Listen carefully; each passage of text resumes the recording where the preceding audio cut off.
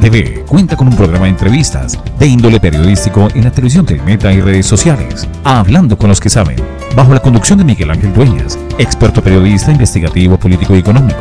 Hablando con los que saben, una oportunidad de conocer a fondo el acontecer de la región y sus personajes. Hablando con los que saben, todos los miércoles a las 6 de la tarde, programa exclusivo de ATV, tu canal, nuestro canal.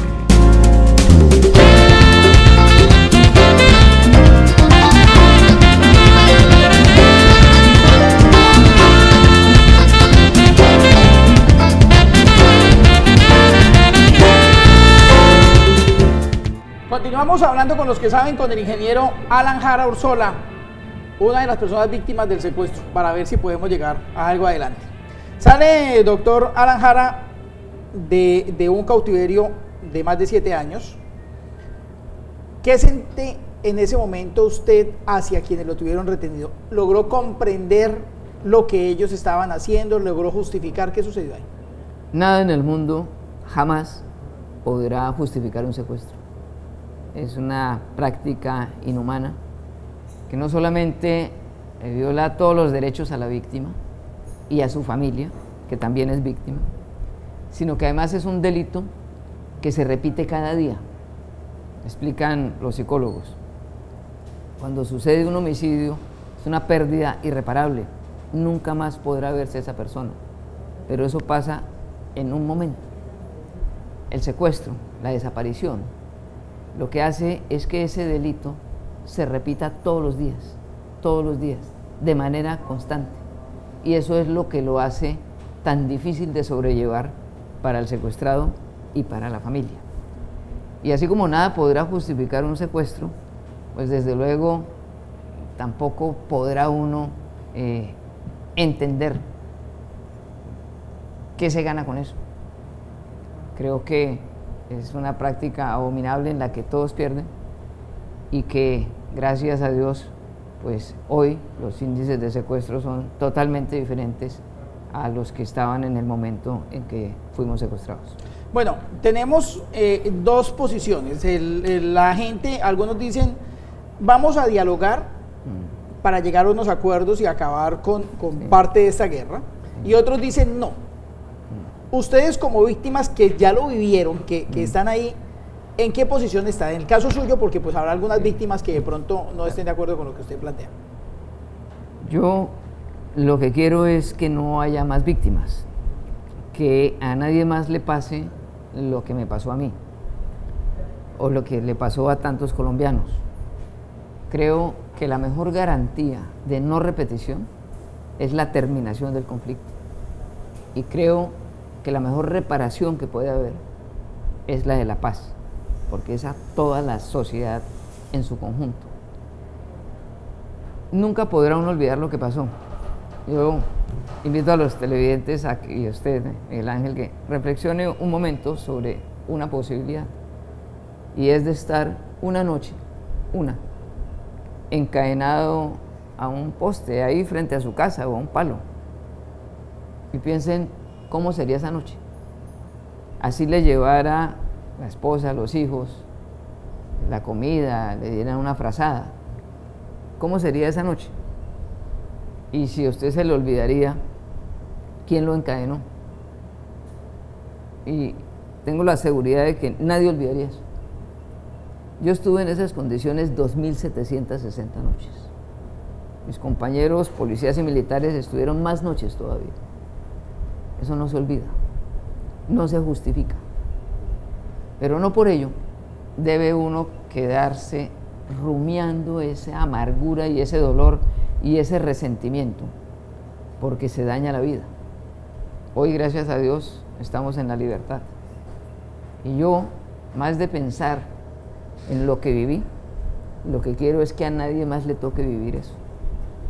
Y por eso he sido defensor de toda posibilidad de paz, y por eso he sido defensor de los derechos de las víctimas y de sus familias, que también son víctimas, y por eso mis posiciones están soportadas no solo en la tragedia que a nosotros nos tocó vivir, sino en mis convicciones de siempre. y es que la paz es un derecho y es la razón de ser del Estado, que sus habitantes, sus ciudadanos estén en paz. Es, además de ello, la garantía de algo que es sagrado, como es la vida.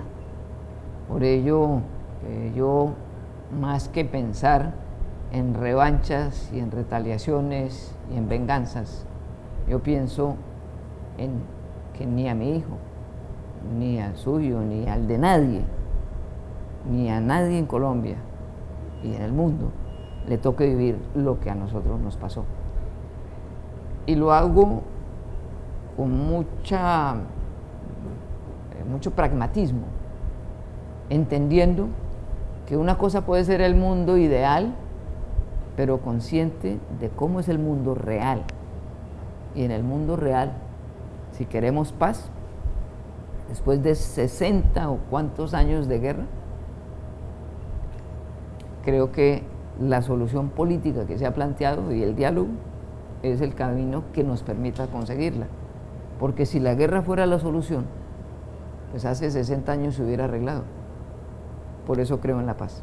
Bueno, vamos entonces, dentro de lo que se plantea como discusión está la justicia. Tendríamos que renunciar a que se ejerza en determinada medida la justicia a cambio de que se suspenda esta situación. Eso es lo que en derecho se llama justicia transicional.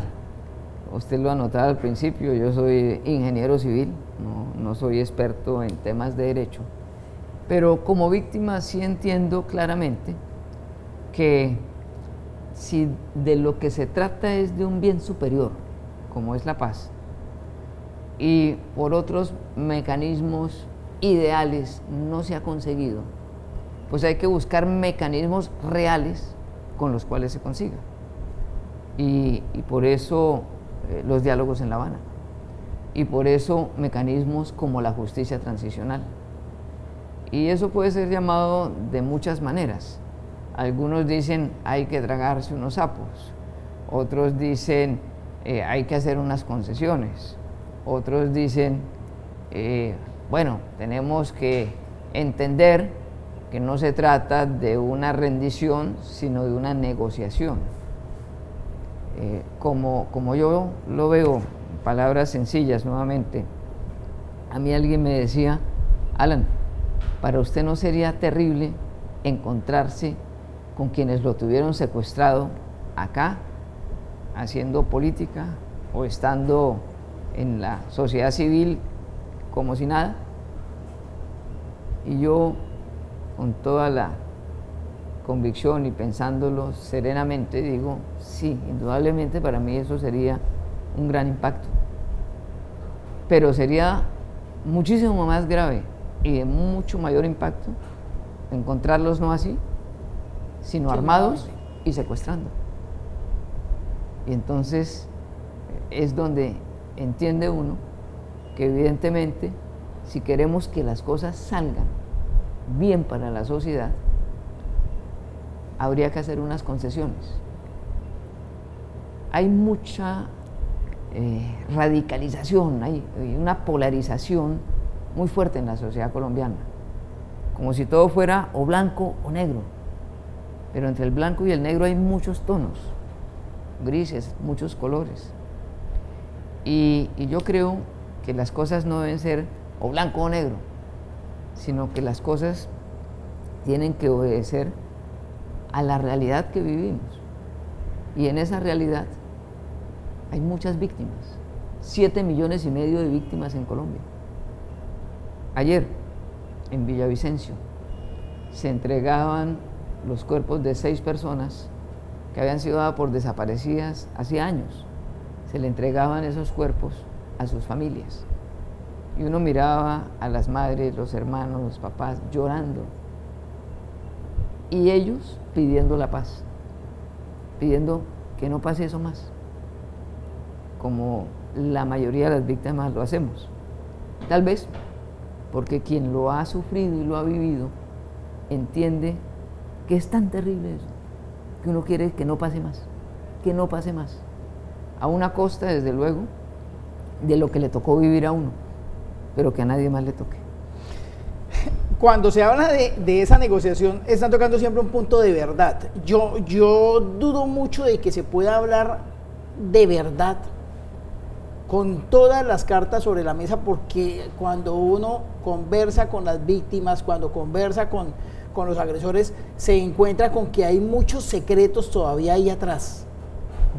La situación de África, por ejemplo, implicó confesarse los unos frente a los otros los crímenes que habían cometido. ¿Es factible que en Colombia lleguemos a esa verdad o tendrá también que ser una verdad a medias? Lo que uno como víctima quiere, básicamente, es que haya verdad. Yo quiero saber por qué me secuestraron, quiero saber quién dio la orden, quiero saber quién más estaba detrás de eso. Claro, es un derecho de la víctima a la verdad, a la justicia. La justicia no necesariamente es que metan a la cárcel al otro y que se pudra ya, por decirlo no va a generar más. Tranquilamente, porque eso a mí no me arregla la vida. A mí me arregla la vida que no haya más secuestros, que no haya más víctimas. Eso sí me arregla la vida, la de mi familia, la de las personas que yo amo y la de toda la sociedad. Verdad, justicia, reparación, que se ha venido haciendo un esfuerzo muy grande con la ley de víctimas. Lo que pasa es que el problema es de tal magnitud que ningún Estado podría asumir en corto tiempo la indemnización de 7,5 millones de personas. Desborda cualquier posibilidad, pero no por ello no hay que irlo haciendo, como se ha venido haciendo de manera gradual y tendrá que seguirse haciendo. Pero lo más importante es la garantía de no repetición. Y ahí es donde digo yo, ¿cómo garantizamos que esto no se repita? Pues necesariamente con la terminación del conflicto. Y todos querremos la verdad, todos. Y el país necesita la verdad. Y por eso uno de los elementos claves en lo que es la justicia transicional, que genera unos beneficios, es condicionado a que haya verdad. Y si no la hay, se pierden esos beneficios. Hay actores en este conflicto que ya no están, que producto del mismo conflicto han muerto, que harán cosas por saberse, porque los protagonistas ya no están. Pero en la medida de que una víctima reciba esa verdad, esa justicia, esa reparación y esa garantía de no repetición, vale la pena el esfuerzo de toda la sociedad. Estamos entrevistando al ingeniero Alan Edmundo Jara Ursola, quien estuvo secuestrado por la guerrilla de las FARC durante más de 7 años. Al lado de esa justicia está los hijos de esas situaciones, la gente que ya nació desplazada, esos muchachos que siendo hijos de campesinos con su forma de ser, tienen que enfrentarse con una ciudad que no los reconoce, que no los acepta y en la que ellos tienen que disfrazarse muchas veces. ¿Cómo manejar esa población que ya no es campesina, pero que tampoco forma parte de la ciudad? ¿Cómo reivindicarlos y hacerles un espacio real para que puedan vivir en justicia y en felicidad? El hecho victimizante que más ha ocurrido en Colombia es el desplazamiento forzado. Y son millones las familias que viven en condición de desplazamiento forzado. Y lo que ha sucedido es que como este conflicto no ha terminado, y quiera Dios, más temprano que tarde se logre ese final, porque cada día que le ganemos al conflicto son unas víctimas menos, unas familias menos que van a sufrir. Esa posibilidad de retorno pues no ha sido viable plenamente. Ahora hay unas condiciones mejores que hace unos años y se han dado ya algunas acciones de retorno, pero se produce esa condición que usted menciona con propiedad, porque así la vive uno en el tejido social de un municipio como Granada o Villavicencio, que son municipios receptores y que esos hijos, como dice por ahí una canción que me acuerdo, ni son de aquí ni son de allá. De lo que se trata es de generar las oportunidades para las personas, las oportunidades que esas personas, especialmente las víctimas, pero también la población vulnerable, desde luego, que las oportunidades que necesitan. Y esas oportunidades, hablando de los jóvenes, están en la educación. La educación es el gran incluyente, en la medida de que una familia puede educar a sus hijos. Esa familia tiene posibilidades de mejorar. Si no, es una trampa de la pobreza, que la falta de educación lo va empobreciendo más, y como está más empobrecido no puede educarse. Y es un círculo vicioso, terrible, terrible. Creo que en ello debe el Estado hacer un gran esfuerzo para que esas personas puedan construir sus sueños, para que esas personas puedan tener proyectos de vida. El eslogan de mi gobierno fue: juntos construyendo sueños y realidades. Y el programa que yo presenté en la campaña era el de construir sueños, que nació de un niño, hijo de personas víctimas.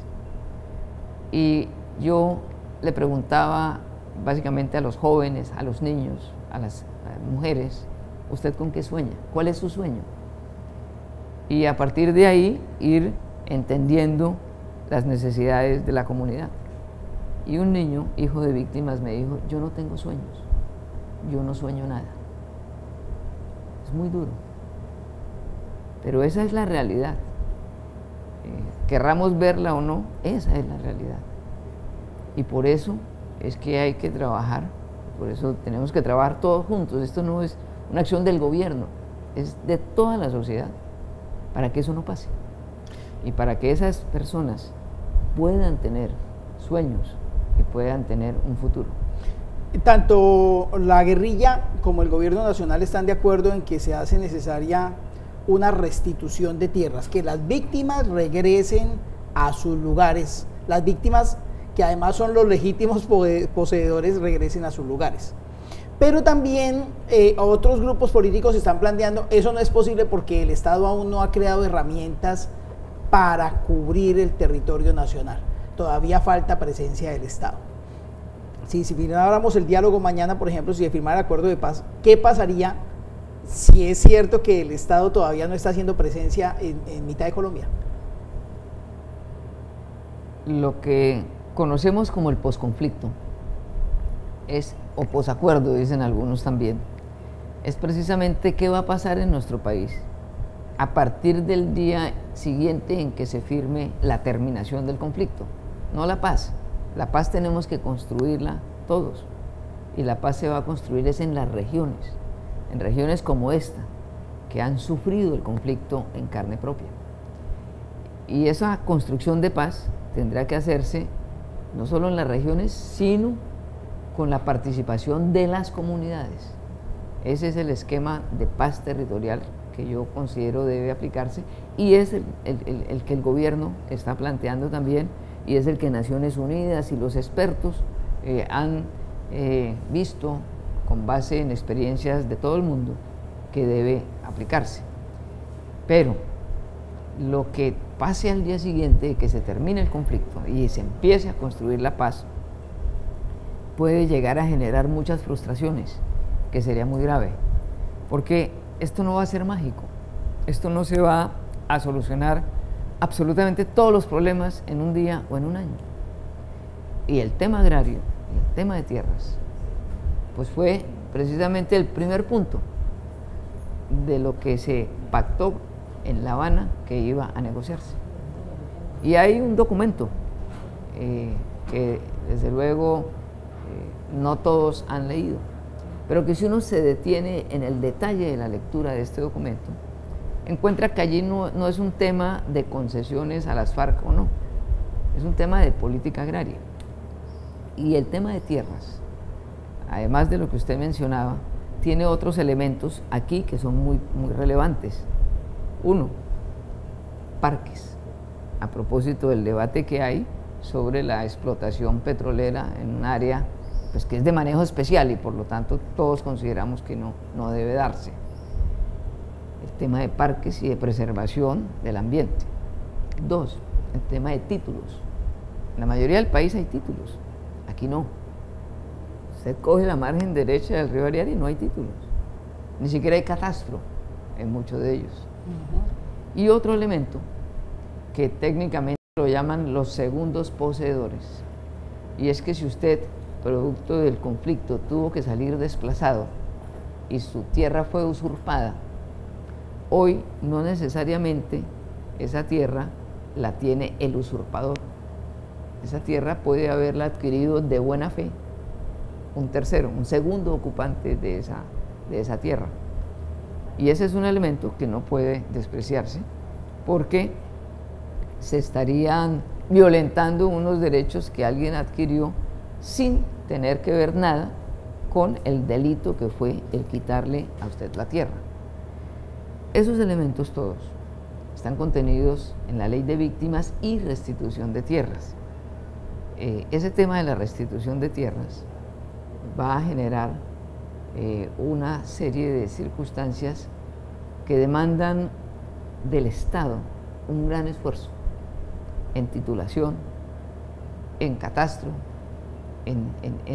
además determinar que quien alega ser un ocupante legítimo lo sea, porque muchos se escudarán en eso y han sido usurpadores, y al contrario.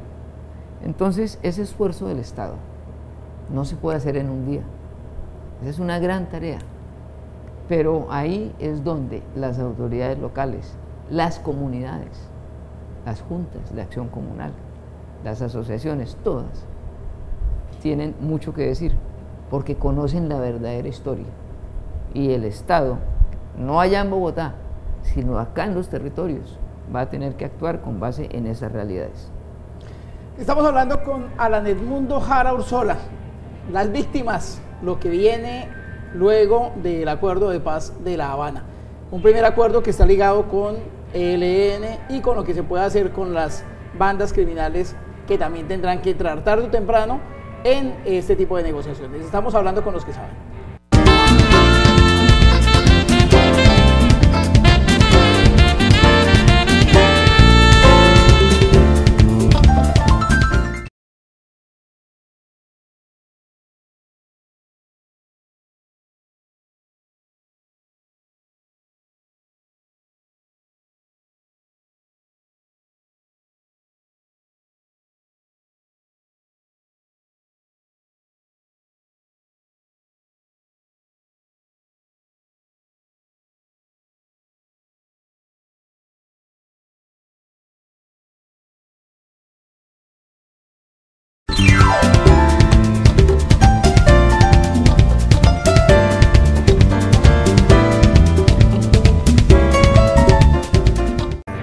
Estamos hablando con los que saben, hoy con el ingeniero Alan Edmundo Jara Ursola. Dígame Alan Jara, Alan Jara. Más fácil. Pues no, y además la gente lo conoce más por ahí. Sí. Pero es también porque vamos a tener que hacer mucha recordación frente a lo que viene en el posconflicto y su papel, no solamente en los llanos orientales, sino en el país. Eso ya tengo unas fuentes que me dicen que su papel va a ser bastante juicioso. Doctor Jara, tenemos unos víctimas. Tenemos unos victimarios, los que aparecemos en el medio, que de pronto hemos sufrido el conflicto, pero que no nos metimos en un censo para decir somos víctimas, sino que simplemente hemos estado ahí como por lado y lado sufriéndolo. ¿Qué vamos a obtener de beneficio si se firma este acuerdo? Sí. Este es uno de los temas tal vez más complejos de explicar, porque las personas que hoy están en la guerrilla, que son combatientes y que van a reintegrarse a la sociedad, pues van a tener un periodo de transición en el cual la sociedad va a tener que ayudarlos para poderlos reintegrar, porque lo que han hecho ellos es ilegal. Y las personas común y corriente, digámoslo, pueden pensar, oiga, entonces van a favorecer al que violó la ley y no a mí, que la he cumplido a cabalidad. peor aún, del que es víctima. Y que unas víctimas hemos recibido reparación y otras no. Les va a decir, pero ¿cómo van a priorizar al victimario que a la víctima? Entonces, abordemos eso. Primero, la víctima es la prioridad. Y así está acordado tanto en La Habana como en la primera declaración conjunta que hicieron el ENOS y ELN y gobierno, el tema de las víctimas. Es que yo no sé cuántos guerrilleros habrá de las FARC, 10.000, 5.000, 15.000. Se habla de 9.000, pero bueno, como 100.000 auxiliadores o personas que se benefician de una u otra manera. Pero si se va a hablar de guerrilleros, si está hablando de un número de 10, 15.000, frente a 7,5 millones de víctimas, pues la diferencia es muy grande. Entonces, las víctimas todas tendrán que indemnizarse. Y no se puede cambiar esa prioridad de víctimas. Pero se trata de no generar más víctimas. Y para ello son las acciones de estos diálogos, y para ello es entonces el tema de justicia transicional, y para ello son unas condiciones excepcionales que la sociedad aborda a cambio de la paz. Y necesariamente la sociedad en su conjunto es la que tiene que ganar con la paz. Y la sociedad en su conjunto tiene que recibir beneficios que van desde política de tierras, políticas sociales, políticas de inclusión, de equidad, cuyos esfuerzos y recursos hoy seguramente se están distrayendo, buena parte de ellos, en la guerra, y que tienen que llegar a construcción de paz. Yo le he dicho al presidente de la República, y él lo ha acogido, y es que tiene que invertirse directamente proporcional en las mismas regiones donde se ha gastado en guerra. Ahí tiene que ser la inversión en construcción de paz con mayor fortaleza. Por eso se habla ya de unos municipios priorizados frente al conflicto.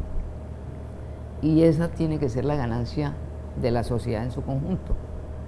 El que no haya más víctimas, el que haya construcción de paz, por tanto de oportunidades para todos, y el que sus regiones, que se han visto afectadas por el conflicto, porque es que el mapa del conflicto es también el mapa donde están las mayores necesidades de la población.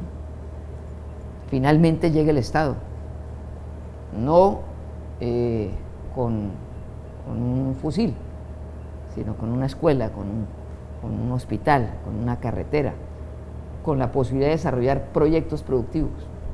Nadie está en las condiciones extremas de tantos campesinos por gusto, está por necesidad. Y ahí es donde el Estado le debe generar esa ganancia a la sociedad, producto precisamente de la decisión de terminar el conflicto y de construir la paz. Bueno, se dice que ese conflicto se está negociando entre las élites de gobierno y FARC, que pueden tener toda la buena fe y toda la esperanza, pero que hay una barrera infranqueable que es la corrupción. Que si en esta situación armada la gente es corrupta, mucho más si no hay ese factor militar de por medio. ¿Cómo podemos trabajar eso? Yo creo que ese tema es fundamental, independientemente del proceso de La Habana, el tema del manejo de los recursos públicos, el tema de la inversión adecuada, eficiente, eficaz, correcta, en todo el sentido de la palabra, tiene que hacer parte de la agenda nacional. Y desde luego se ven casos aberrantes. Yo creería que la prioridad del Estado ha sido este tema del conflicto y de la guerra. Y terminado el conflicto, tiene que desplazarse a temas que son vitales para el Estado, como ese, el de la correcta inversión de los recursos públicos, el de la educación, lo de invertir con equidad en las regiones que más necesitan. Y creo que en lugar de que eso se pueda disparar en razón a que termine el conflicto, creo que se puede poner el foco en ello, que se convierta, así como la paz ha sido un propósito de este gobierno, tendrá que ser propósito de los siguientes gobiernos, no solo la construcción de paz, la ejecución de todos los proyectos del posconflicto, sino que para hacerlo y hacerlo bien, pues desde luego tiene que ser con la inversión adecuada de los recursos públicos. Bueno, plantean dos situaciones: falta de presencia del Estado y presencia de grupos armados ilegales, todos soportados en una economía ilegal. O sea, donde hay guerrilla, donde hay bandas criminales, inevitablemente se descubre que hay una economía ilegal muy fuerte: minería, narcotráfico, extorsión, etcétera, etcétera. ¿Cómo hacemos para pensar que ese posconflicto sea viable si ese es un negocio bastante interesante? Ese es un negocio que tiene que acabarse, porque es un negocio ilegal. Y lo que está pasando, como digo hoy, es que el esfuerzo está puesto en un tema que es vital para la seguridad nacional, y tiene que ese esfuerzo del Estado redireccionarse al desarrollo local, a que en esas áreas donde lo único posible hoy es lo ilegal, que lo único que allí se haga sea lo legal. ¿Cómo? Con el esfuerzo del Estado.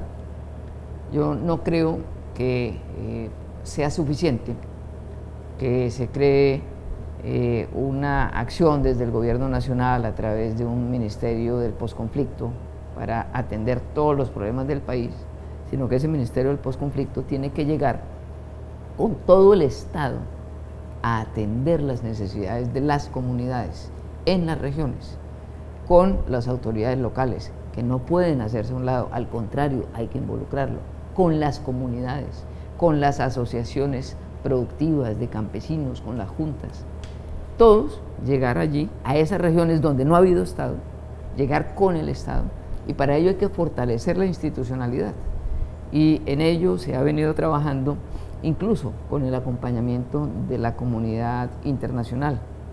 En la gobernación nuestra tenemos un convenio firmado con Naciones Unidas para ese tema, institucionalidad, porque no se trata de que se dejen unas áreas sin ocupar por parte del Estado, sino de que el Estado llegue con eficiencia, con transparencia, con mecanismos participativos de la comunidad a esas áreas y haga las inversiones que se requieren. Infraestructura, y en eso usted es experto porque usted es ingeniero civil.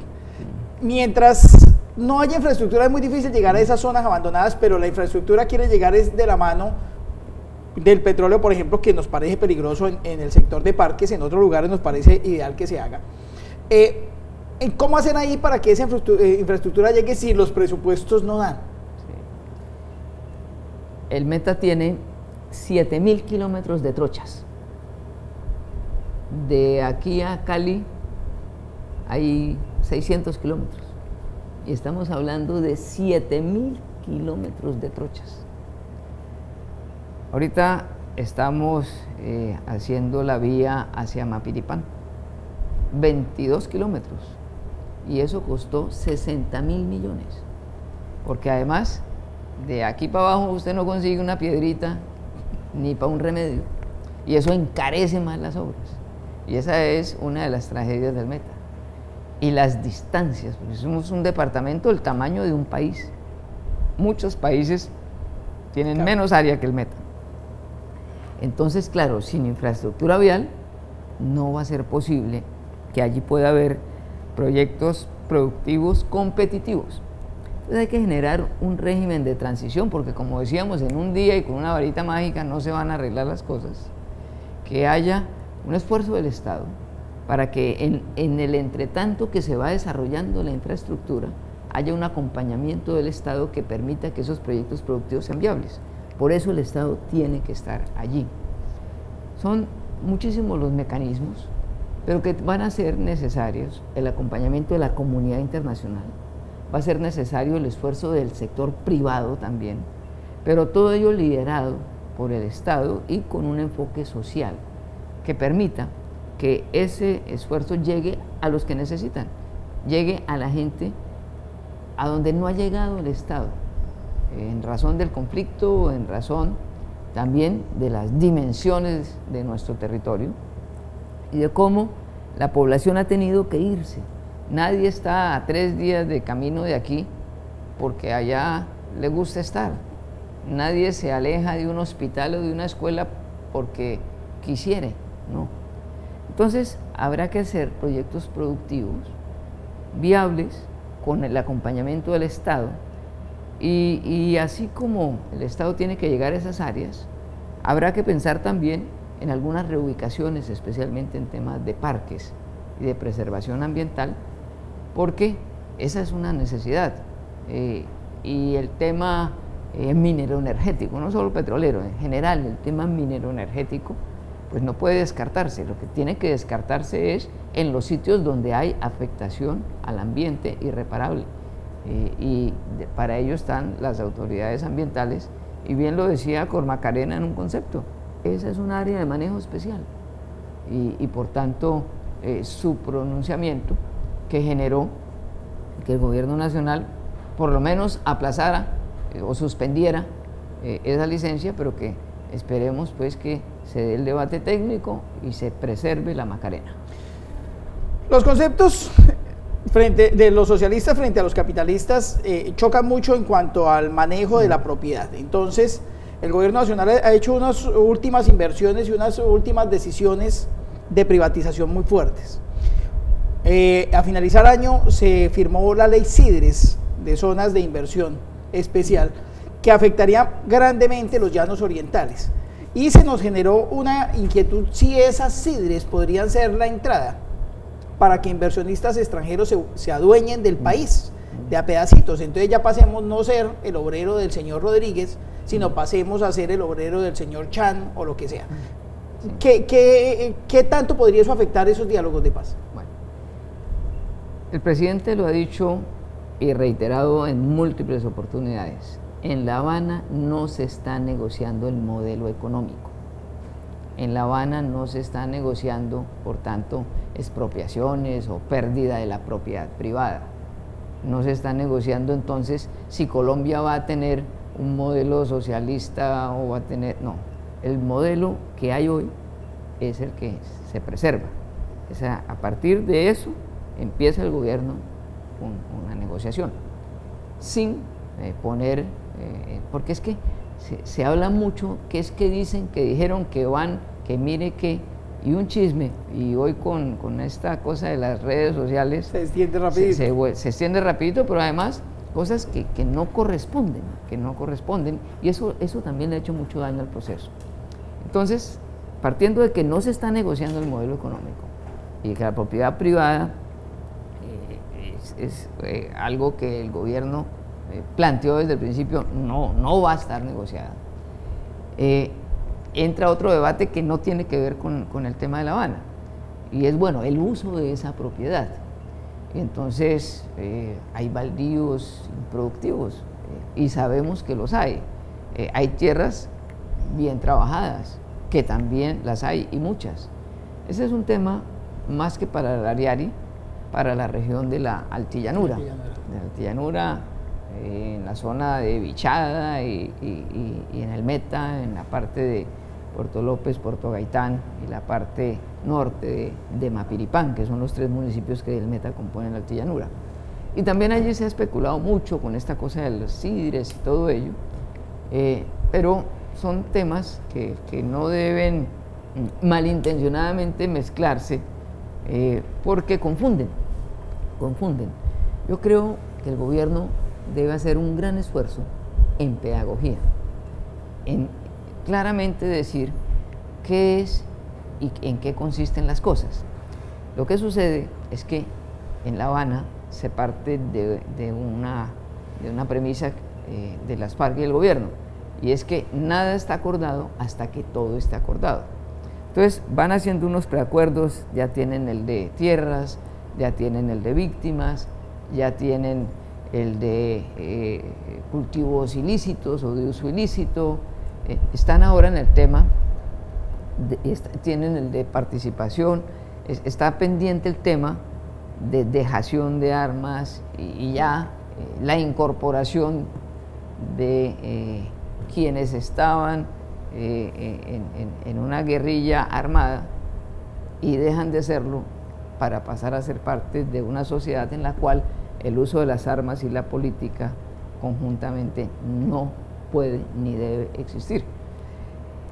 Pero todos esos acuerdos, o preacuerdos, que hoy son preacuerdos hasta que eso, el gobierno también ha dicho una cosa: se van a someter a la voluntad del pueblo, no va a ser un decreto.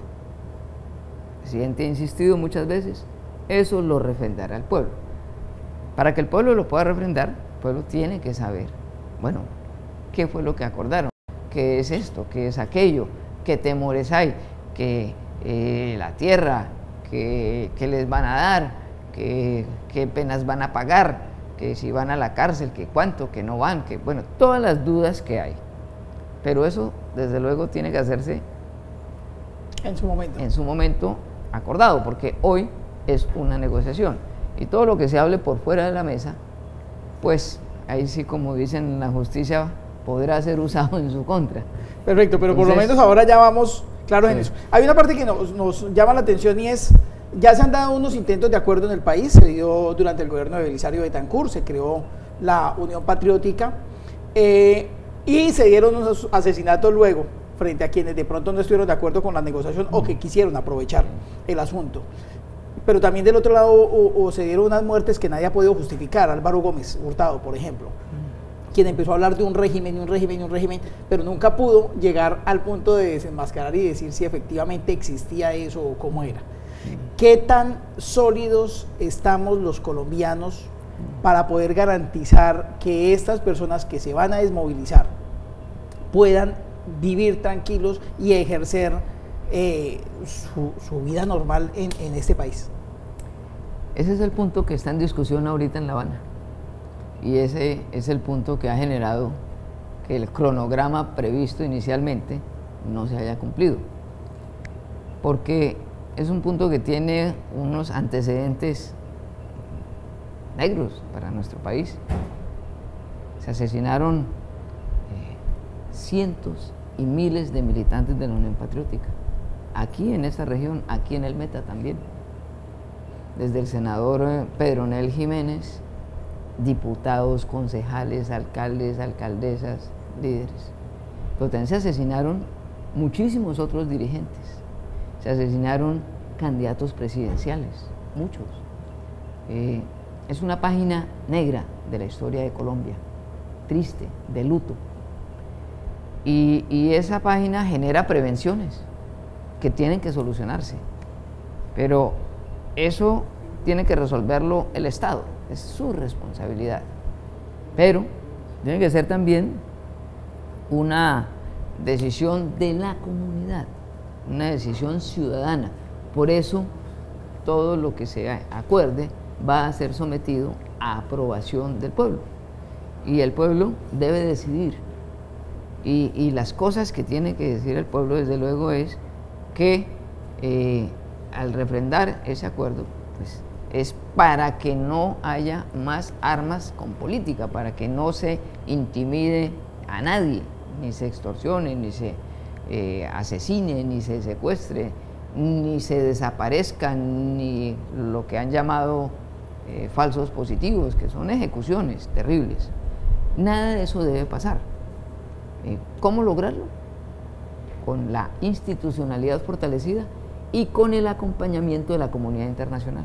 Por eso es tan importante que se haya también surtido ya ese punto en La Habana, y es el de vincular a Naciones Unidas y a los países garantes de esto, para que de esa manera el tema no esté exclusivamente en manos nuestras, sino que haya una veeduría que diga: esto no puede pasar, esto está bien o está mal. Tenemos unos desmovilizados de la autodefensa, tenemos unos desmovilizados que todos los días se desmovilizan de diferentes lugares del país. pero que llegan a buscar trabajo y en cuanto la persona se entera que son desmovilizados o son retirados del conflicto, inmediatamente todo el mundo se bloquea. Sí. ¿Cómo cambiamos ese chip? ¿Cómo hacemos que la gente diga, oiga, bienvenido? Como son tantos años que llevamos en conflicto, tantos años, digamos que el chip de la gente normal es, hombre, hay unos grupos armados irregulares, sean paras, guerrilla, bueno, que han causado mucho daño. Y yo les tengo miedo, yo les tengo pavor por su capacidad de daño. En el momento en que se da un proceso, se rompe con eso, se dejan las armas y se pasa a otra condición. ¿Qué es lo que sucede hoy? Que hoy hay una guerrilla activa y hay unos desmovilizados o reinsertados o como se quieran llamar de esa misma guerrilla, y la gente no diferencia y le da temor que si estuvo allá pueda seguir estando y que entonces por vincularlo termine y que siga siendo parte de esa organización. En el momento en que ya no haya aquí y acá, sino que todos estén en la sociedad civil desarmados, pues indudablemente esos temores deben hacerse a un lado.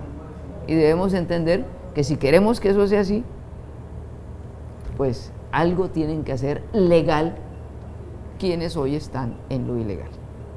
Vamos a hacer un recorderis un poquito de lo que viene en un futuro. O sea, esta es una primera entrevista, dentro de unos meses estaremos reuniéndonos con usted para ver qué sucedió con lo que estábamos hablando hoy. Hagamos un cortecito y despedimos diciéndole a la gente ya cómo se está proyectando, cómo se está programando el meta para lo que va a ser este siglo XXI sin conflicto armado en Colombia. Estamos hablando con los que saben, con Alan Jara, ingeniero civil, exgobernador y quien fue víctima del conflicto en Colombia. Bueno.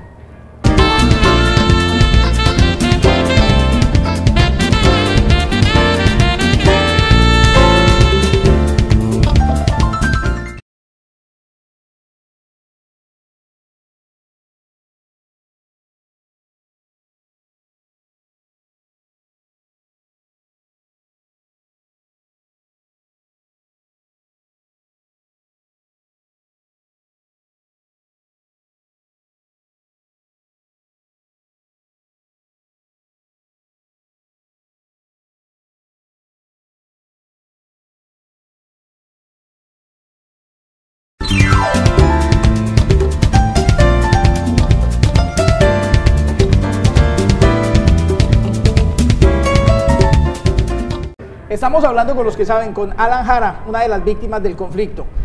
Una de las víctimas del conflicto que tiene una particularidad y es que fue gobernador nuevamente luego de haber estado secuestrado. O sea que podíamos muchos haber esperado una acción muy diferente de lo que usted estuvo haciendo en la administración, de pronto de represión, de persecución o de abandono de algunas zonas en donde usted tuvo que habitar como secuestrado.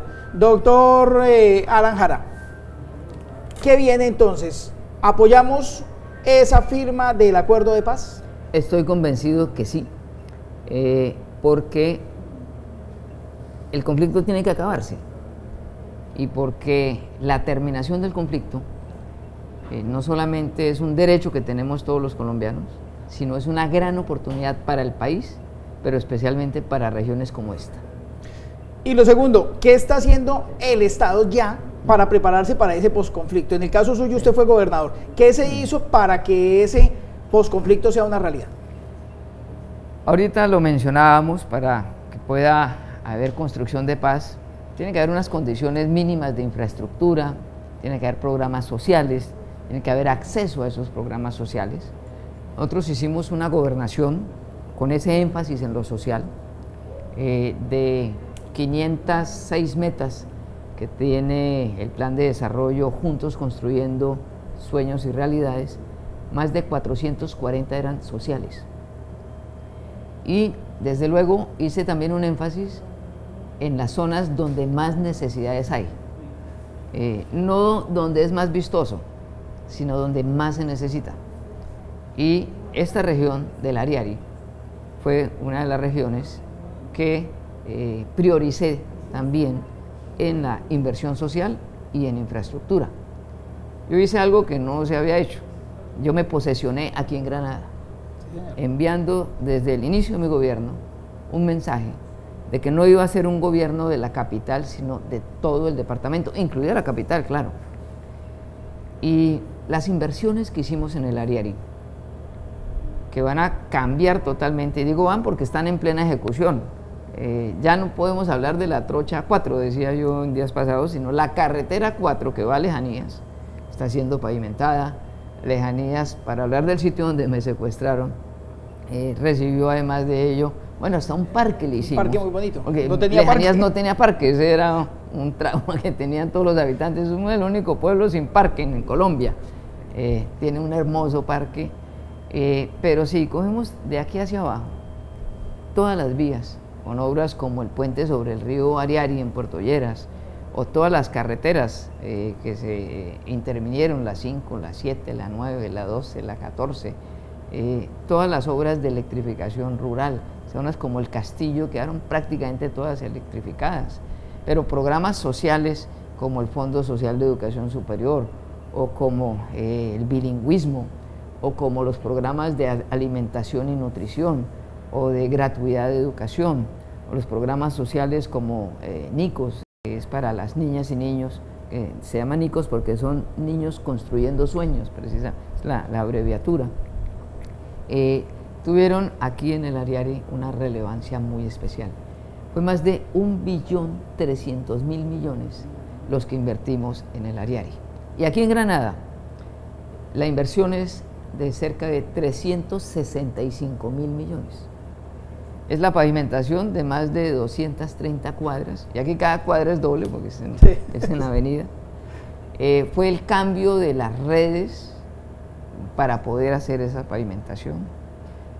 La intervención de obras de todo índole, deportivas, como la Villa Olímpica, que se inaugurara hace 8 días con la gobernadora Marcela Maya, que nos invitó a participar en esa ceremonia, hasta obras que apenas van a iniciar, porque producto de la demora en esta cosa que se llama los OCAT, que es lo de las regalías, son recursos del mandato mío que se están invirtiendo en el periodo ya de gobierno de la gobernadora Marcela Maya, pero que quedaron totalmente financiadas, como ese programa masivo de pavimentación, inclusive la intervención del Coliseo Alan Jara, no solo en la adecuación misma del Coliseo, sino en sus exteriores, el parque principal, cielos libres, llamo yo, porque va a quedar libre de cuerdas, de transformadores, de todas estas cosas que afean tanto la ciudad. Sí, señor. Y son peligrosos. Y que son peligrosos además, van a transformar la cara de Granada y del Ariari.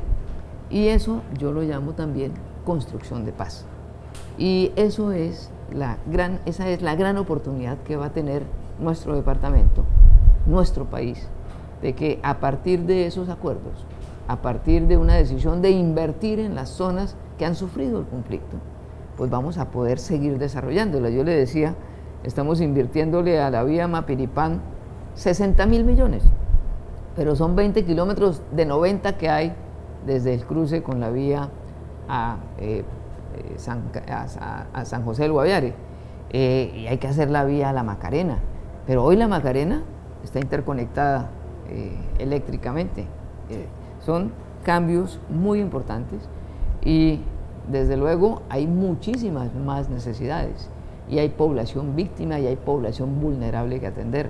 Programas de vivienda, los que venían muy enredados o estaban siniestrados, y los nuevos, también fue una decisión que tomamos, que entre otras cosas la está sacando adelante un hijo de Granada, porque esa fue otra de las cosas que hicimos, darle oportunidad a los profesionales, a la gente de provincia. Y el gabinete mío, si usted lo revisa en los 4 años, siempre tuvo representación de todas las regiones y desde luego del Ariari también. Muchas personas del Ariari trabajaron en nuestra administración. Recuerdo el primer secretario social fue precisamente un hijo aquí de Granada, Ángelo Villamil. Muchas gracias. Entonces, este es la posición de una víctima que está trabajando en función de un Estado más justo. Doctor Jara, muchísimas gracias por su tiempo. Usted muy amable. Esperamos entonces, antes de un año, poder estar revisando lo que sucedió con este tema de los diálogos de paz y que ya las víctimas no sean víctimas, sino se encuentren en otra posición. Muy amable. Muchas gracias.